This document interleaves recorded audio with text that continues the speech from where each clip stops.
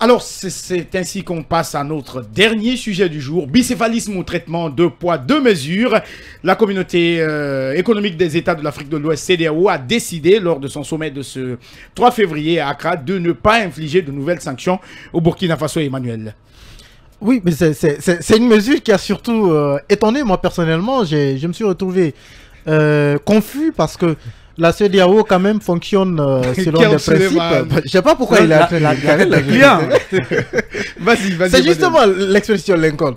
Je pense que la CEDEAO fait un peu comme un tailleur. Tu coupes ton boubou selon tes mesures, quoi. Parce que le coup d'État au Burkina Faso n'a rien de différent du coup d'État en Guinée ou du coup d'État au Mali. On a tous renversé des présidents qui ont été démocratiquement élus, sauf que le coup d'État et qui ne sont pas allés arrivé après les deux autres. Non, ce n'est pas cela la question. C'est arrivé après ou avant, ce n'est pas cela la question. Le truc, l'essentiel est qu'on a renversé des présidents en fonction.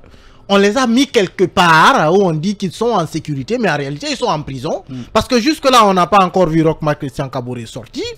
Il est dans les mains des militaires. La CEDEAO est venue, on ne l'a pas entendu exiger cela comme condition que le monsieur soit libéré. Pourtant, ça a été le cas en Guinée. Ça a été le cas en Guinée, ça a été le cas au Mali.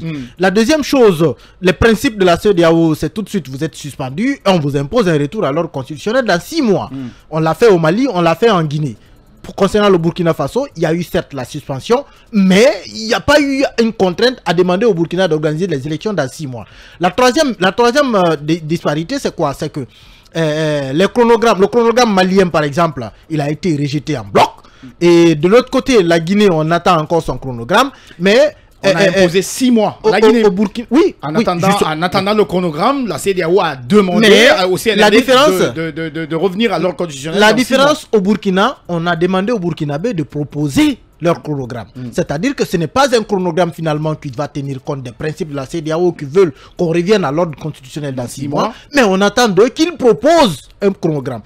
Je pense que c'est un peu taillé. Et l'organisation c'est taillé sur mesure. Et l'autre fait marquant que j'ai envie de souligner, peut-être que là-bas finalement on est en train de gérer la question du point de vue de sa sensibilité sécuritaire, parce que le Burkina Faso c'est quand même un pays qui n'est pas mal entouré de pays qui sont aujourd'hui frappés par le terrorisme, et jusqu'à Ouagadougou pratiquement l'insécurité elle règne. Regardez la première mesure que la CEDEAO a prise lorsque le coup d'État est arrivé. La délégation qui est partie, c'était une délégation de chefs d'état-major. C'était des militaires tous. Alors qu'à Conakry, la première délégation qu'on a envoyée, c'était une délégation politique. C'était le président de la commission de la CEDEAO qui est tout de suite venu. Mais au Burkina, il est venu dans la deuxième délégation. La première était des militaires. Alors, je ne sais pas trop pourquoi est-ce qu'on est en train de traiter la chose de cette sorte. Mais pour un citoyen moyen qui ne comprend pas les enjeux et les particularités de chaque situation, de chaque pays, vous êtes tout de suite amené à penser quoi? La CEDEAO, elle fait du 2 poids 2 mesures. Et malheureusement, si cette opinion s'installe, je pense que ça va donner raison à ceux-là qui sont en train de penser à une CEDEAO comme syndicat des chefs d'État plutôt qu'une CEDEAO comme institution sous-régionale. Est-ce qu'on peut dire aujourd'hui que la CEDEAO est en perte de vitesse face aux différentes juntes militaires, que ce soit en Guinée, au Mali et au Burkina? Non, il faut dire que la CEDEAO, elle a un problème de repère. Je crois qu'elle est complètement... Non, il faut elle est déboussolée, cette organisation. Pratiquement, il n'y a aucune logique dans ce qu'elle est en train de faire. Et ce n'est que les conséquences, justement, de l'amateurisme avec lequel elle a été gérée, parce qu'à un moment donné, ne comptait ou ne compte que l'intérêt des individus qui se rencontrent au nom des États, donc des présidents, soit bien ou mal élus. C'est ça le problème. Donc je crois que l'heure est venue de remettre cette organisation à plat pour espérer la remettre sur les rails. Sinon, à cette allure, elle est en train de sombrer et de façon la plus pitoyable. Parce que, vous voyez, c'est des coups d'État intervenus...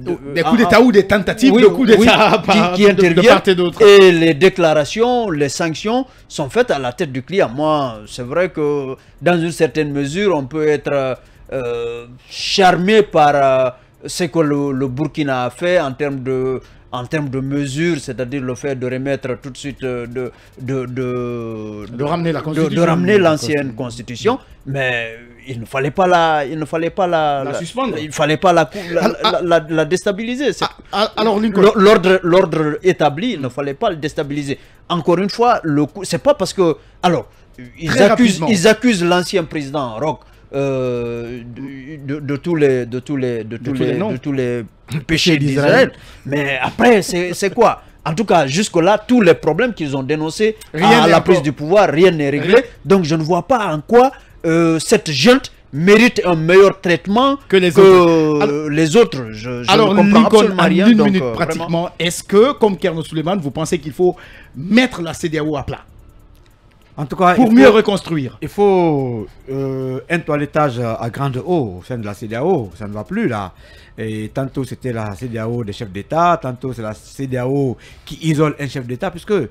Non, maintenant c'est la CEDEAO des dictateurs. Mais vous voyez, rien ne va. En tout cas, ce qui se passe là, j'aurais voulu que le principe soit maintenu. Le même principe pour le Mali, pour la Guinée, soit prononcé pour le Burkina. Même si après, il fallait trouver d'autres formules. Mais très malheureusement, ils sont complètement passés à côté. Donc la CEDEAO se fait enterrer peu à peu. Et il faut aujourd'hui un homme courageux pour dire, en tout cas, je parle des présidents, hein, pour dire à ses homologues que ça ne va pas. Changeons de musique. En attendant que ce tome arrive, nous vous donnons la parole dans Il ne s'en fout pas pour vous exprimer là-dessus. En politique, le pouvoir de faire devrait l'emporter sur le pouvoir de dire. Jean Thierry. FIM FM. Talk politique, ils ne s'en foutent pas. Leur avis compte.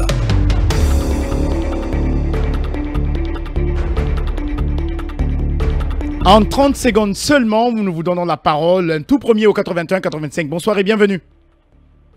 Bonsoir, vous allez bien? Très bien. Quel est votre nom et comment réagissez-vous à la situation du Burkina Faso qui ne subira pas finalement de nouvelles sanctions de la CEDEAO très rapidement? Malheureusement, nous l'avons perdu. C'est ainsi qu'on se quitte au compte de Talk Politique de ce jeudi. Merci à tous de l'avoir suivi. Merci à l'équipe d'Ibrahim Silla et de Karifa Traoré pour la conduite technique de cette émission et à nos chroniqueurs. Merci de votre fidélité à FIM FM. Tout de suite, les infos.